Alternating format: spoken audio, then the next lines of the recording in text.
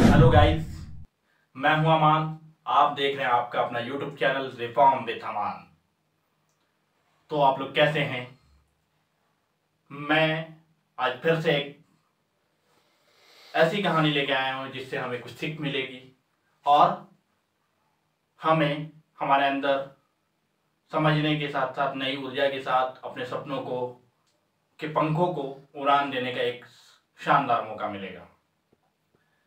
कहानी का जो मुख्य उद्देश्य है वो ये है कि हमें किसी भी मामला का, किसी भी चीज़ के असली वजह को जानने की कोशिश करनी चाहिए। असली वजह को जाने बिना हम कुछ भी माने निकाल लेते हैं और कुछ भी मतलब समझ जाते हैं। ये कहानी मेरी पिछली वीडियो की जैसी ही है। ये भी एक हकीकत पे मबनी कहानी है। ये भी एक वास्तविक कहानी है। हुआ ये चंद साल पहले। मैं एक शिक्षक हूं, तो शिक्षक के तौर पर मैं कुछ बच्चों को पढ़ा रहा था। वहां जब मैं पढ़ाने गया, एक बार हुआ ये कि एक बच्ची ने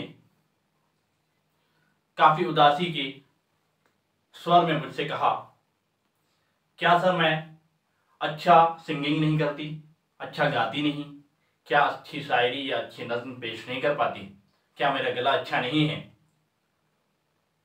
इस चीज को सुनने के बाद जो भी लोग उसे सुनते थे वो अगर इस बात को सुनेंगे तो उनका सीधा जवाब होगा कि बेशक तुमसे अच्छा शायद ही उसके आसपास के कोई गा सकते हैं।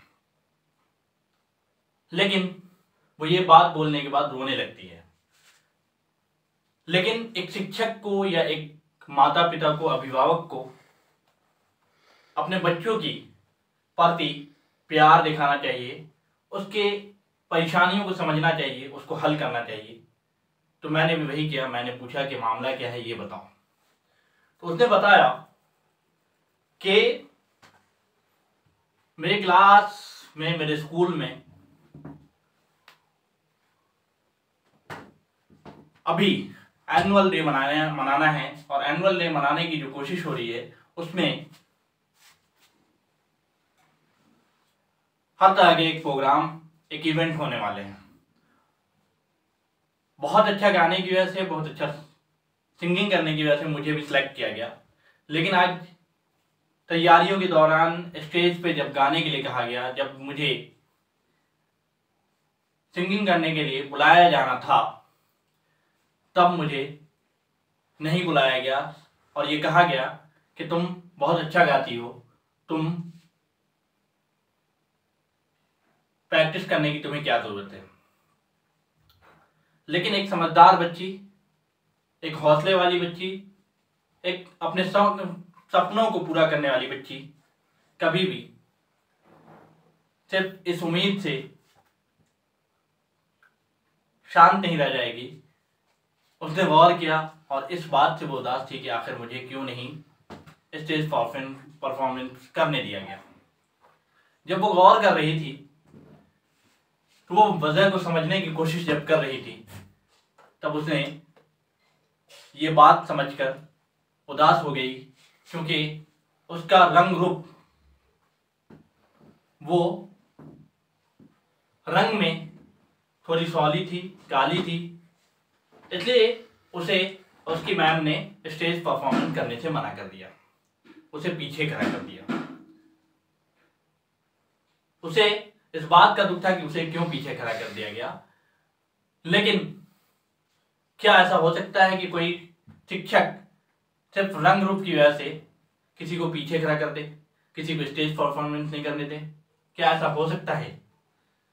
जब ये बात थोड़ी सी समझने के बाद, सोचने के बाद उनके अभिभावक से बात किया गया, तो उन्होंने बताया कि ऐसा हुआ है और ऐसा होता आ रहा है हमारे समाज में।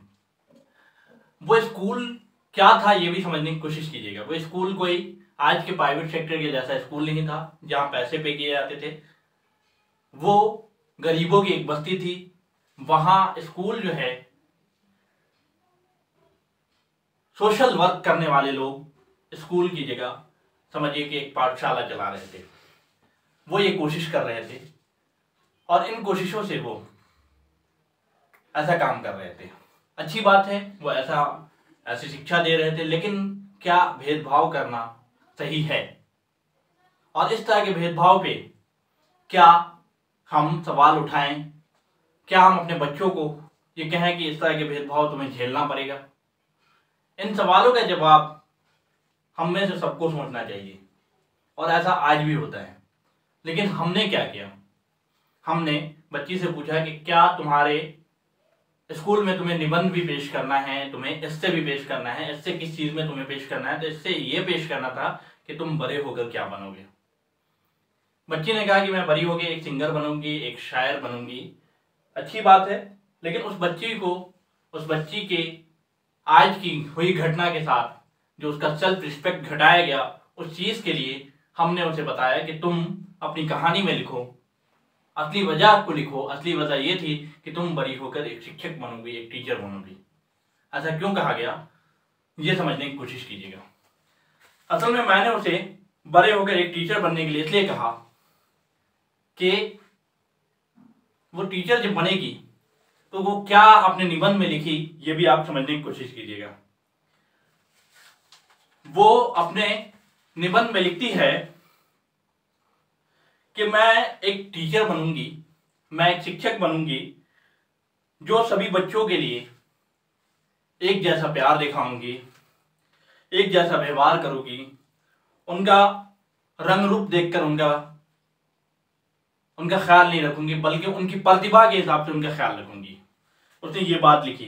उसने ये लिखा कि कोई बच्चा सांवला हो या कोई बच्चा नाटा हो या कोई मोटा हो या जैसा भी हो, मैं उसके साथ भेदभाव नहीं करूंगी।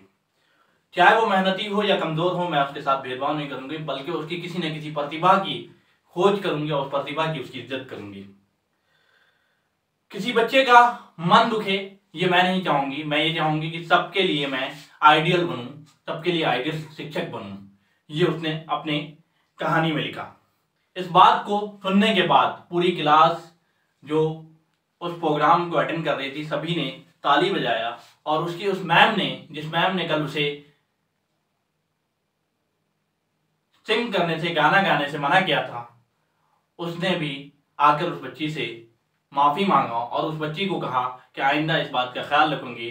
क्या हमने सही किया या नहीं, इस बात को आप अपने कमेंट सेक्शन में आपका जवाब जरूर आना चाहिए कि क्या उस बच्ची का मामले को हमने हल जो किया सही किया या नहीं।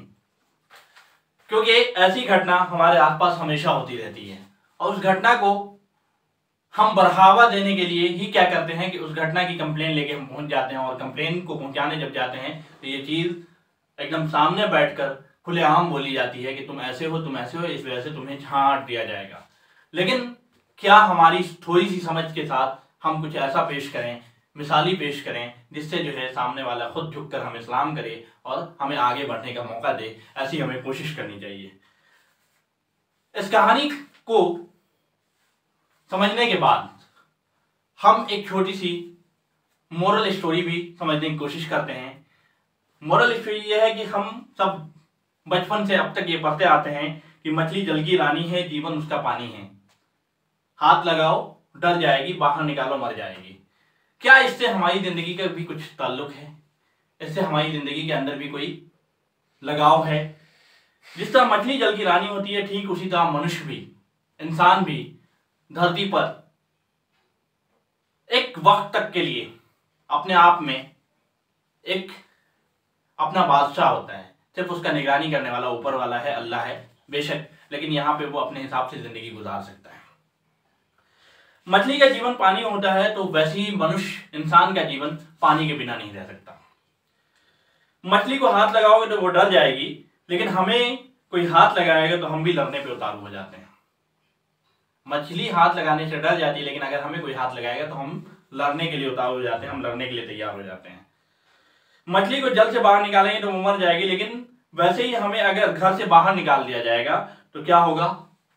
हम भी तन तनहा हो जाएंगे, अकेले हो जाएंगे। इसलिए हमें अपने आसपास के लोगों के साथ, अपने घर परिवार के साथ इज्जत से उनकी रिस्पेक्ट करते हुए, उनका ख्याल रखते हुए, अपना ख्याल रखते हुए, सही बात को, सच बात को सामने लाकर और सब चीज को ठीक ठाक करते हुए हमें उनके साथ खुशी खुशी रहना चाहिए, खुशियां ही बांटना चाहिए। यही हमारा मकसद है और इस वीडियो के जरिए भी हम ये चाहते हैं कि अपने समाज में एक बदलाव लाएं और खुशियां बांटें।